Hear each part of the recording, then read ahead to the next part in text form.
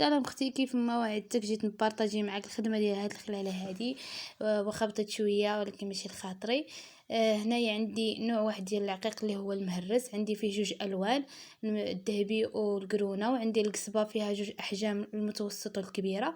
عندي ليزستراس الحجم الكبير، وعندي هاد الحجيرات ديال البكيه في اللون القرونه. هنايا غادي نوريك البكيه ديال الام جي بي اللي كنخدم بها نتاع العقيق. هنايا عندي جوج الوان ديال الخيط هنايا انا كنديرو على 4. ضروري ديري الخيط على 4 باش تكون عندك الخدمه متينه. هنايا كنحطو لي زيستراس فوق الخط المرشوم ديريكتومون باش هكا يشد بلاصتو، وتبقى الرشمه كيف ما درناها تطلع، يعني ما تفوتوش داك الخط المرشوم. هنا كنثبت الخيط كيف ما قلت لكم، دائما كنثبتوا الخيط باش تبقى عندنا الخدمه متينه. كنشدوا اول سلسله ومن بعد كنبقاو نضربوا بين السلسلات حتى كنوصلوا للجانب الاخر على هذا الشكل هذا. نتمنى يكون التصوير واضح. كتبقاي تضربي بين السلسلات على هذا الشكل حتى نوصلوا هنايا، وكنقطعوا الزائد ونثبتوا اخر سلسله. وهنايا بلا ما كنقطعوا الخيط مباشرة كنخدموا الجانب الاخر بنفس الطريقة، كنثبتوا بين كل سلسلة وسلسلة، وكنطبقوا نفس العملية على كاع الاضلع اللي عندي نتاع هاد الخلالة هادي. وكيف ما قلت كيتفادى ما تقطعيش الخيط. شحال ما قديتي انك ما تقطعيش الخيط. هنايا غادي نخدم هاد الجهه هادي بنفس الطريقه حتى نسالي باقي الاضلاع اللي عندي. بغيت نوريك هنايا هاد المنحنى هذا، انك بلا ما تقطعي الخيط غير هنايا دوري، وبلا ما تقطعي حتى لي زستراس غير هنايا دوريها على هذا الشكل هذا، وكملي التثبيت بنفس الطريقه. كنظن ان الفيديو شارح نفسه. هنايا ساليت لي زستراس، دابا غادي نخدم هاد المستطيلات هادو. هنايا انا كنخدم تقريبا بالنمره 11 والنمره 10 كيجيوني مزيان للخدمه. كنشري باكيه دائما باش هكا كنتفادى ان يتهرسوا لي باري وما كنلقاش عندي يعني الزياده. كيف ما قلت لكم دائما كنثبت الخيط، عاد كنبدي نخدم. هنا كنبدي ب4 ديال العقيقات، وكنجي في الوسط ديالهم بين جوج عقيقات وجوج عقيقات، وكنهز هذوك جوج عقيقات اللي في الاخير باش هكا كنثبت الخدمه مزيان. انايا هاد الطريقه كتجيني احسن من اني ندير يعني نعمر يعني الخيط حتى للتالي ونبقى نثبت بين كل جوج وجوج. هادي كتجي مزيانه وكيبقى يبان داك السطر مستقيم ما فيهش كاع الديكالاج في الخدمه. وكنمشيو على هاد الطريقه حتى كنساليو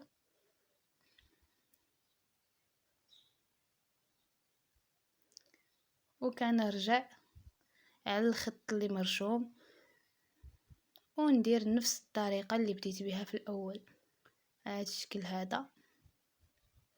وراها سهله وبسيطه، غير شويه ديال التركيز.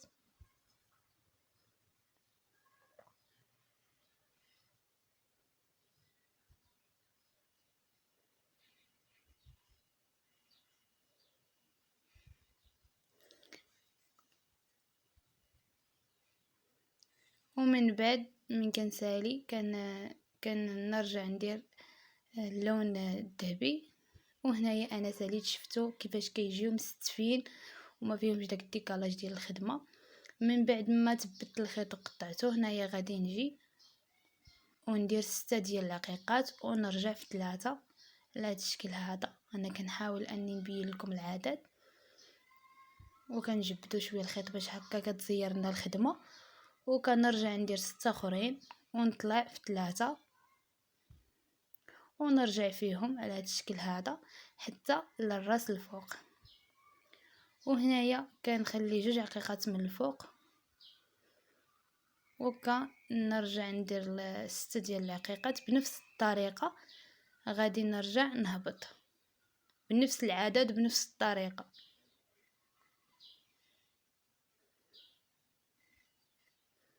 كنحاول اني نستف يعني هذاك العقيق فوق هذاك الخط المرشوم باش يبقى عندي نفس الحجم ديال الرشمه. هنايا انا ساليت حتى لتحت وكنرجع نطلع غير حداها. حاولي انك تبعدي بواحد شويه ديال المسافه باش ما يجيش العقيق متراكب ومزير على بعضياته ويجي بحال اللي مبوق، يعني يجي من فوق ويجي داك الديكالاج ديال الخدمه. هذاك كيتسمى عيب، يعني كيجي العقيق متراكب، كيتسمى ديفو في الخدمه. نكملوا بنفس الطريقه حتى نساليها على هذا الشكل هذا. دابا غادي نخدموا هنايا بهاد الحجيرات. كنثبت الخيط. ضروري انك في البدايه ديال التعلم ديالك انك تبدي تثبتي الخيط عاد تخدمي، باش هكا تولفيها ما تقدريش انك تخدمي بلا ما تثبتي الخيط. وراه كيساعد هذاك التثبيت ديال الخيط، كيساعد انه الخدمه ما كتسلش نهائيا. هنايا كندخل من دوك التقيبات اللي انفصل بعضياتهم في هاد الحجيرات هادو، وكنبعد بواحد المسافه، نطلع الخيط ونولي نضرب حداها، يعني حدا اختها. كنكمل بهذا الشكل هذا. هنايا عاوتاني جبت الذهبي، ثبت الخيط على هذا الشكل هذا، وكندير 4 ديال العقيقات وكنطلع في 2 كما درنا في هذوك المستطيلات. وحاولوا انكم ما تبعدوش بزاف على الحجيرات باش يجي هكا داك العقيق يعني لا يعني متلاصق مع دوك الحجيرات، ما يجيش الفراغ على هذا الشكل هذا. وكتبقاو ترجعوا في 2 حتى تكملوا هاد الجهه هادي. وبنفس الطريقه كنخدموا هاد البليصه هادي حتى كنديروا هاد الحجيرات. عاد كنخدموا هذاك الخط.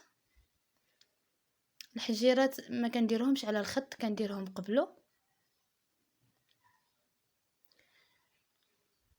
وهنايا غادي نوريكم الخدمه ديال هادي. كنثبتوا الخيط كيف العاده، وكندخل العقيق على حسب المسافه اللي عندي، على حساب هاد البليصه هادي.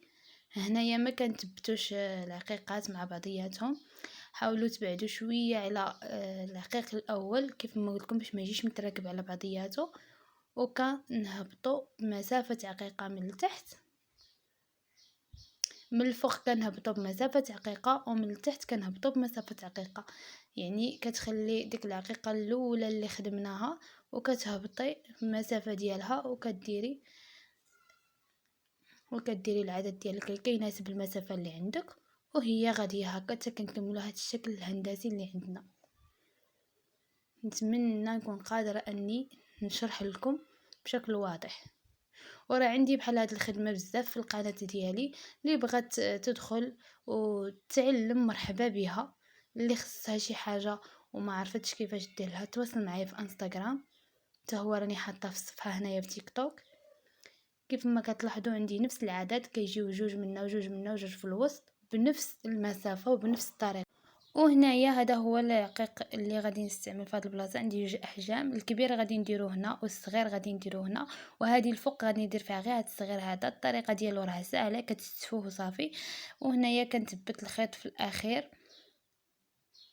على هذا الشكل هذا. نتمنى يكون الفيديو واضح. مع السلامه.